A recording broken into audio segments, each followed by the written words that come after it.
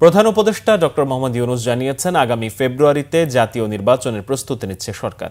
সেই সাথে স্বচ্ছতা, জবাবদিহিতা ও আইনের শাসন নিশ্চিত করতে নিরবিচ্ছিন্ন নাগরিক বান্ধব সংস্কারও চলছে। শুক্রবার রাতে জাতিসংঘের সাধারণ পরিষদের অধিবেশনে দেয়া ভাষণে রোহিঙ্গা সংকট সমাধানে আন্তর্জাতিক সম্প্রদায়ের সহযোগিতাও চান ডক্টর মোহাম্মদ ইউনূস। দৃঢ়তার সাথে জানান, পূর্ব জেরুজালেমকে রাজধানী করে স্বাধীন ফিলিস্তিন রাষ্ট্র চায় বাংলাদেশ। রিপোর্ট করছেন সিকান্দার রেহমান। অসাধারণ ক্ষমতার উপর আস্থা তৈরি করবে। বাংলাদেশ সময়ে শুক্রবার রাতে জাতিসংঘের সাধারণ পরিষদের অধিবেশনে দেয়া ভাষণে প্রধান উপদেষ্টা ডক্টর মোহাম্মদ ইউনূস বলেন, গত 15 বছরে দুর্নীতির মাধ্যমে শত শত কোটি ডলার বাংলাদেশ থেকে বিদেশে পাচার হয়েছে। যেসব দেশ ও প্রতিষ্ঠান পাচার করা সম্পদ গচ্ছিত রাখছে, জনগণের সে টাকা ফিরিয়ে দেওয়ার আহ্বান জানান প্রধান উপদেষ্টা। একই সাথে টাকা পাচার রোধে কঠোর আন্তর্জাতিক আইনের পাশাপাশি এর প্রয়োগ নিশ্চিতে বিশ্ববাসীকে এগিয়ে আসার কথা বলেন। তিনি আশা করেন, যে দলই ক্ষমতায় আসুক, বাংলাদেশের সংস্কার কার্যক্রম বাস্তবায়ন অব্যাহত রাখবে। আগামী নির্বাচনে যে দলে জনগণের সমর্থন পাক না কেন, সংস্কার কার্যক্রম বাস্তবায়নে আর কোনো অনিশ্চয়তার অবকাশ থাকবে না। আপনারা জানেন যে আগামী বছরের ফেব্রুয়ারি মাসে আমরা জাতীয় নির্বাচন অনুষ্ঠানের প্রস্তুতি নিচ্ছি।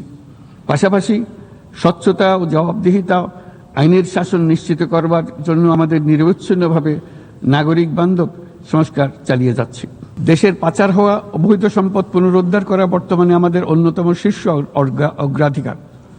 গত 15 বছরের দুর্নীতির মাধ্যমে শত শত কোটি ডলার অবৈধভাবে বিদেশে পাচার করা হয়েছে। আমরা নিরলসভাবে এই সম্পদ ফেরত আনার চেষ্টা করছি। যেসব দেশ ও প্রতিষ্ঠান এই পাচারকৃত সম্পদ গচ্ছিত রাখবার সুযোগ দিচ্ছে, তাদের আমি আহ্বান জানাচ্ছি, তারা যেন এই অপরাধের সঙ্গে শরিক না হয়। রোহিঙ্গা সংকটের কথা উল্লেখ করে ডক্টর মোহাম্মদ ইউনূস বলেন, মিয়ানমারের চলমান সংঘাত শুধু আঞ্চলিক স্থিতিশীলতাকেই ঝুঁকিতে ফেলছে তা নয়, বরং প্রত্যাবাসনকেও কঠিন করে তুলছে। রোহিঙ্গা সংকটের স্থায়ী সমাধানে আগামী 30 সেপ্টেম্বর উচ্চ পর্যায়ের সম্মেলনে বিশ্ববাসীর সহযোগিতা আশা করেন। 8 বছর পার হয়ে গেল, রোহিঙ্গা সংকটের কোনো সমাধান হলো না। উপরন্তু বাংলাদেশ প্রতিনিয়তই মায়ানমার থেকে আগত রোহিঙ্গাদের আশ্রয় দিয়ে চলেছে। স্পষ্টতই সাংস্কৃতিক পরিচয়ভিত্তিক রাজনীতির কারণে রোহিঙ্গাদের উপর অধিকার বঞ্চনা ও নির্যাতন রাখাইনে অব্যাহত রয়েছে।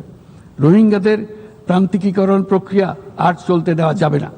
যেসব বৈষম্যমূলক নীতি ও কর্মকাণ্ড আজকের এই পরিস্থিতি তৈরি করেছে, তার সমাধান ও প্রতিকারমূলক ব্যবস্থা এখনই গ্রহণ করা সম্ভব। তার জন্য পূর্ণাঙ্গ জাতীয় সংঘাত রাজনৈতিক মীমাংসার অপেক্ষা করার প্রয়োজন নেই। রাখাইনের সমস্যাগুলো চূড়ান্তভাবে রাজনৈতিক সমাধান করা দরকার। তবে এর জন্য রাখাইন অঞ্চলের সংশ্লিষ্ট সকল জাতিসত্তার অংশগ্রহণে এমন একটি বন্দোবস্ত প্রয়োজন, যেন রোহিঙ্গারা সম অধিকার ও নাগরিকত্ব সহ সমাজের অংশ হতে পারে। ভাষণে পূর্ব জেরুজালেমকে রাজধানী করে একটি স্বাধীন ফিলিস্তিন রাষ্ট্র প্রতিষ্ঠার মাধ্যমে দ্বিরাষ্ট্রভিত্তিক সমাধান এখন বাস্তবায়ন করতে জোর তাগিদ দেন প্রধান উপদেষ্টা। শুধুমাত্র 1967 সালের পূর্বের সীমারেখার ভিত্তিতে যেখানে ইসরায়েল ও ফিলিস্তিনের শান্তিপূর্ণ সহাবস্থানে থাকবে, তখনই ন্যায় বিচার সম্পূর্ণভাবে কার্যকর হবে। সিকান্দার রেহমান, বাংলাভিশন, ঢাকা।